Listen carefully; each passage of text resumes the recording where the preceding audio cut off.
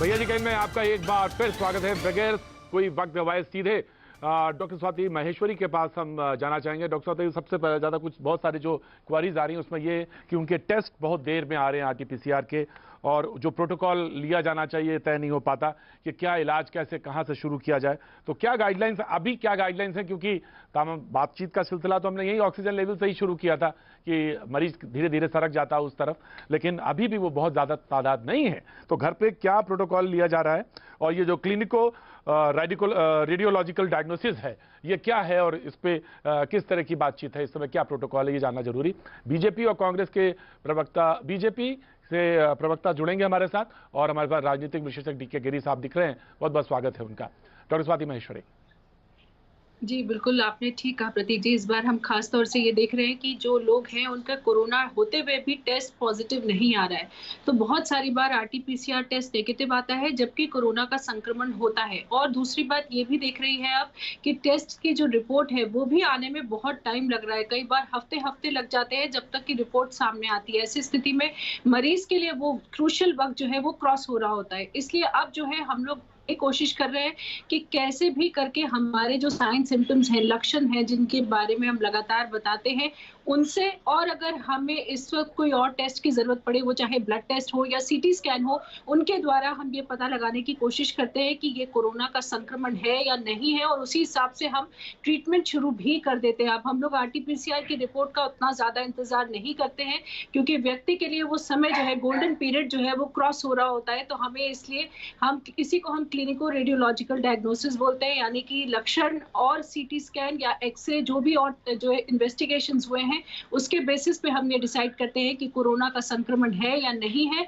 और अब वेट नहीं करते हैं हम रिपोर्ट का कि आरटीपीसीआर की रिपोर्ट में पॉजिटिव लिखा होगा तभी हम ट्रीटमेंट शुरू करेंगे। तो हम लोग यहीं से ट्रीटमेंट अब शुरू कर देते हैं ताकि व्यक्ति जो है वो जल्द से जल्द ठीक हो। और इसीलिए लोगों को एक छोटा सा सवाल, डॉक्टर स्वाति एक छोटा सा सवाल कि वो कौन सा स्थिति है जब लगता है कि नहीं ये स्थिति क्रॉस हो गई है, और अब लगता है कि स्थिति जो है हाथ से निकल रही है। परिवार के लोग ज्यादातर ये इस पर वेट करते रहते हैं कि जाना चाहिए नहीं जाना चाहिए, वेट कर लेना चाहिए, अस्पताल जाना चाहिए नहीं। दिल्ली में तो खैर बेड की तो बात ही नहीं, लेकिन और जगह जो लोग हैं देश में, तमाम सारे जो प्रोग्राम देख रहे हैं, वो कौन सी स्थिति पोजीशन है। तुहिन सिन्हा, मैं आपका स्वागत करता हूं, बीजेपी के प्रवक्ता। डॉक्टर स्वाति महेश्वरी, देखिए, कुछ ऐसे डेंजर साइंस हैं जो जरूर पता होने चाहिए कि अगर आपका ऑक्सीजन लेवल जो है वो लगातार फॉल हो रहा है। अब तो इसमें भी हमने संशोधन कर दिया है कि अगर घर पे भी प्रयास करके अगर ऑक्सीजन लेवल आपका इंप्रूव नहीं हो रहा है और आपके पास ऑक्सीजन सिलेंडर या ऑक्सीजन कंसंट्रेटर की सुविधा नहीं है, तो आपको उस वक्त जरूर अस्पताल की तरफ जाना चाहिए। उसके अलावा अगर किसी को बहुत तेज बुखार हो रहा है जो घर पे कई प्रयास करने के बाद भी, ट्रीटमेंट के बावजूद भी टूट नहीं रहा है, या अगर किसी को बहुत ज्यादा डिहाइड्रेशन हो गया है, क्योंकि इस बार हम डायरिया, वॉमिटिंग जैसी समस्याएं भी देख रहे हैं, या कोई व्यक्ति आपको बेहोश मिलता है, गफलत की हालत में मिलता है, या अगर किसी के हाथ पैर या होंठ नीले पड़ रहे हैं, या पसलियां बहुत ज्यादा चल रही हैं, या छाती में तेज दर्द है, तो ये कुछ ऐसे डेंजर साइंस हैं जब आपको तुरंत अस्पताल की तरफ ही जाना चाहिए और वहीं इसका आगे इलाज हो सकेगा। हाँ, अगर अस्पताल मिल गया तो, क्योंकि अस्पताल मिलना बिल्कुल इस वक्त ये है कि आपको ईश्वर मिल गया, ऊपर वाला मिल गया।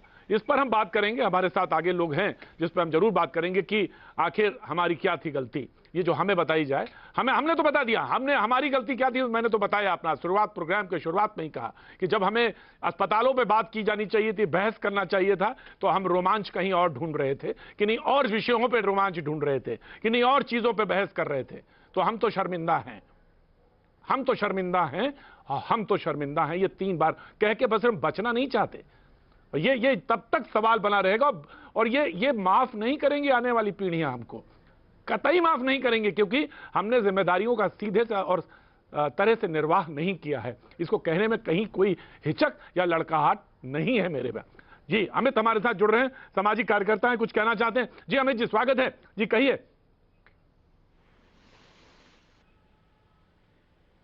समस्या ये आ रही है कि दिल्ली में अधिकतर मकान जो हैं वो 50 गज के हैं, वो 25 गज के हैं, 50 गज के हैं। उसमें अगर 2 कोविड पॉजिटिव हैं, 1 टॉयलेट है, तो उसमें सबसे ज्यादा जो फैल रहा है संक्रमण ये कर रहा है। दूसरी और बड़ी बात समस्या आ रही है, जो मैंने सिस्टम तैयार किया है, मेरे 2 मित्र हैं, एक कजिन है जो डॉक्टर है, टीएमसी वेल्लोर में और एक है किशनगंज में। मैं कोई भी अगर मुझे पास कोई केसेस आता है कि मैं बीमार हूँ या कोई मुझे खाना पहुंचवा दो या ऑक्सीजन पहुंचवा दो, मैं उनसे प्रिस्क्रिप्शन मंगवाता हूँ।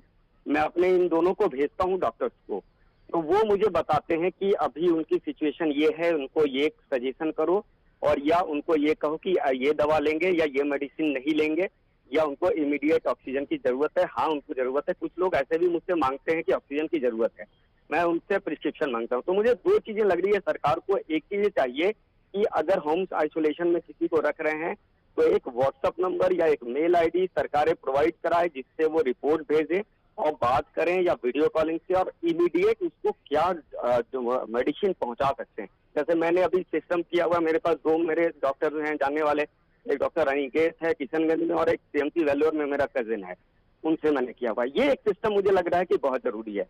दूसरी चीज, अभी मैं डॉक्टर महेश्वरी को कह रहा था कि हम किस देश और समाज में रह रहे हैं। प्रतीक जी, हम उस देश और समाज में रह रहे हैं जहाँ हम आप जैसे लोग भी हैं जो मदद के लिए निकलते हैं। ममता काले जी भी लोग भी हैं जो मदद के लिए निकलते हैं।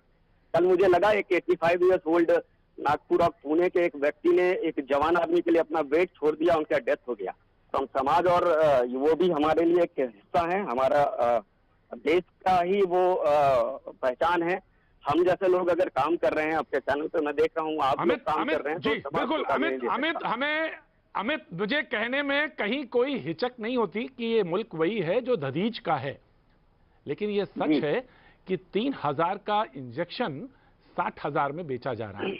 मैं आगे बात बढ़ाऊंगा, बीजेपी के प्रवक्ता भी मौजूद हैं, डीके गिर भी। अवल कालाबाजारी हो रही है, इसे इंकार नहीं कर सकते, इसे बिल्कुल इंकार नहीं कर सकते। और ये जिम्मेदारी यहाँ पे कहीं फेल्योर है, और जो ये काम मेरा है, ये काम सवाल उठाना मेरा है, और इसको लड़ना, इसको सवाल आगे तक पहुंचाना, ये जिम्मेदारी मेरी है, और इसका मुझे निर्वाह करने दीजिए और इसको बोलने दीजिए। डीके गिरी जी, अगर ऑक्सीजन के लिए भटक रहे हैं, ऑक्सीजन के लिए हम बेटी और बेटा, मैंने अभी आरपी शर्मा साहब फोन आया, बोले साहब मैं बेटा और बेटी ऑक्सीजन सिलेंडर के लिए गए हुए हैं, मेरा ऑक्सीजन लेवल 70 है, आ जाने दीजिए, तब अस्पताल का बेड का इंतजाम करिएगा। मैंने कहा बेड मिल रहा है, ले लीजिए। बोले साहब वो दोनों लोग आ जाएं, कुछ सुबह जाते हैं, शाम तक लाते हैं, फिर अगले दिन फिर इंतजाम करते हैं ऑक्सीजन सिलेंडर के। पिताजी का ये स्थिति है इस समय दिल्ली में। परिवार में 4 लोग हैं तो 2 लोग निकलते हैं ऑक्सीजन सिलेंडर के लिए कि बाप को बचाना है, क्योंकि वो सहारा है इस घर का। ये स्थिति है।